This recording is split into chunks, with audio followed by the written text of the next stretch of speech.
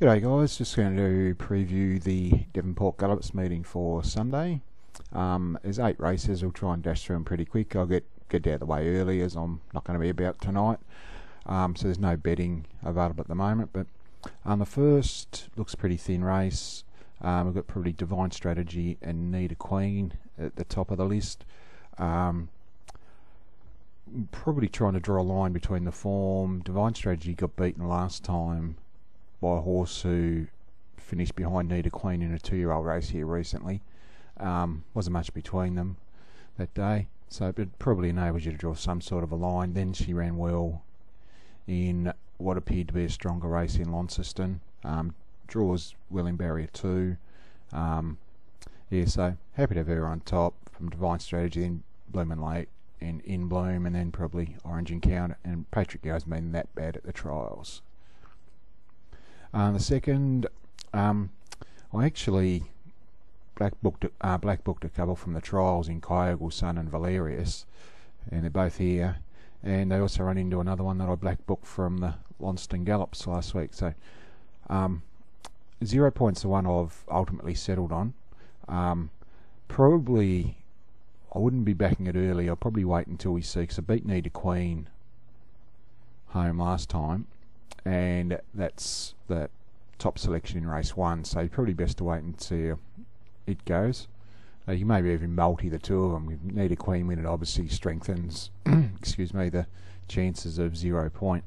Kyogle Sun's bolted in a couple of trials, just dead set walked in by big margins, and Valerius has he's worked home well in his trials, so happy with 0 point, draws well, will make its own luck on speed.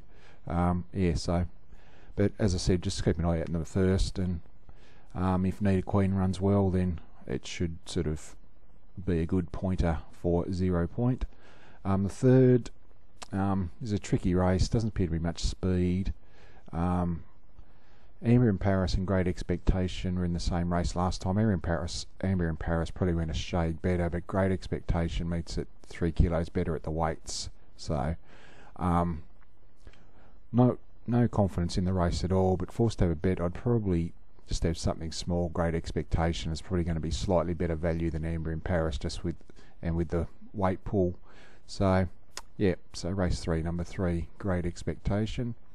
Race 4, it's a good race. This looks to be plenty of early tempo, which should suit a couple of the more favourite runners.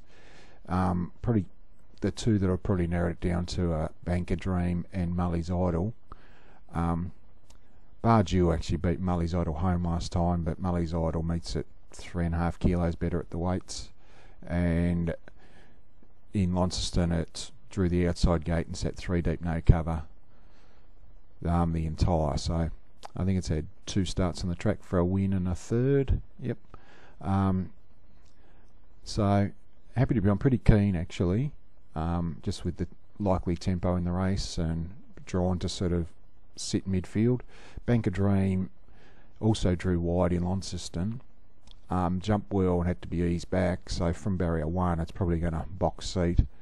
So it's a huge way. When it got out, it didn't exactly savage the line, but worked home solidly. Probably better suited by 1350 than 1200. Do think one of the two will win, but happy to back Mully's Idol. The fifth, a lot of course specialists here. You've got Still Moon, who just love things. He's won 5 of 9. Like Magnas has won 4 of 12. Who's the other one? So King Spirits, what, been placed 14 of 20. So, and Danzeo sort of unplaced at the track, but good record over the distance. So it's a tricky one. Still Moon's the one you keep coming back to, but King Spirit I reckon will get out to silly odds, just because he's never been tested past, I think 1150 is about as far as he's gone. But as I pointed out, he's been placed 14 to 20 on the track. In against Still Moon last time, he actually meets him, I think, 1.5 kilos better at the weights. Only got beaten a length. Question is, will he savage the line as well over 1350 as he does over the 1150. But you can see like he's got beaten ahead by Steel Moon first up. Got beaten a length by him last time. Meets him better at the weights. So I'd much rather take the risk in him at the likely odds. And as I mentioned, I reckon he'll get risked and drift out to very backable odds. So that's race 5, number 5, King's Spirit. Race 6, these 1880 metre races, I don't tend to have much luck in them. Just going to stick with the obvious in Golden Kiss. You can make an argument for virtually all of the top 5 in Valor Grande as well. Just, you know, draws well, super honest. So I think it's the one constant in the race. You know, like, could the way the race pans out could be suit any of the others, but Golden Kiss, you know what you're going to get. So yeah, just do it there, but no confidence at all. The 7th, tricky little race. I've ultimately settled on Meteor Strike, strangely because he's drawn badly. I actually like Barrier 12 because he can work across at his own leisure instead of having something else dictate how quickly to go early to lead. So I can see him working across and controlling the race outside the lead.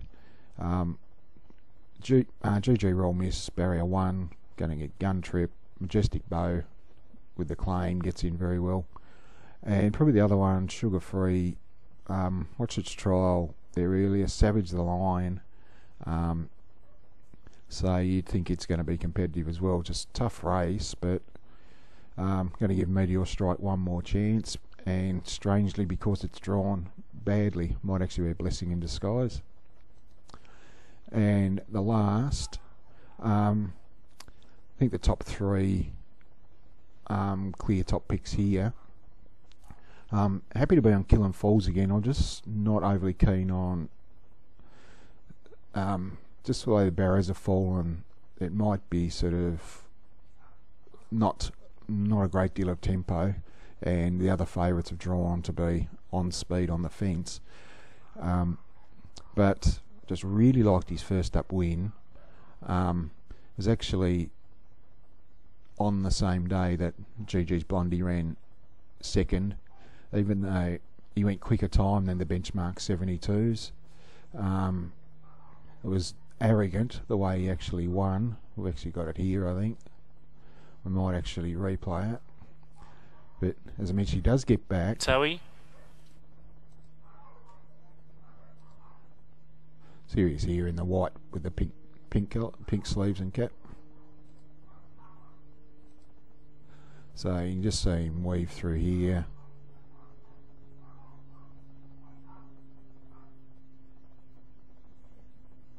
Yeah, he's quite dominant on the line.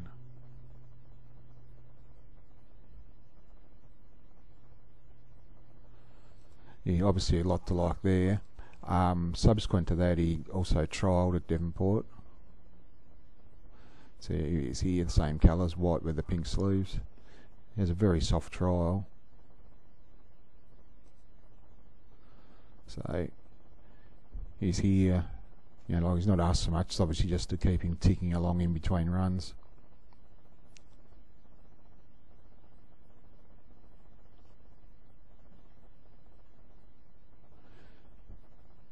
Yeah, you see sort of very, very easy time of it. So he's obviously progressed well from that first up run. Happy to be on. Yeah, so do respect the 1 and the 3 though. But anyway, for the better bets on the card, as I said, I am keen 0 point, but just with the caveat that I want to wait for race 1 to see how Need a Queen goes. So I won't make him a best bet. Do actually like Mully's Idol at the odds, and also in the last Kill and Fall. So I'll make those two the 2 that we've picked out.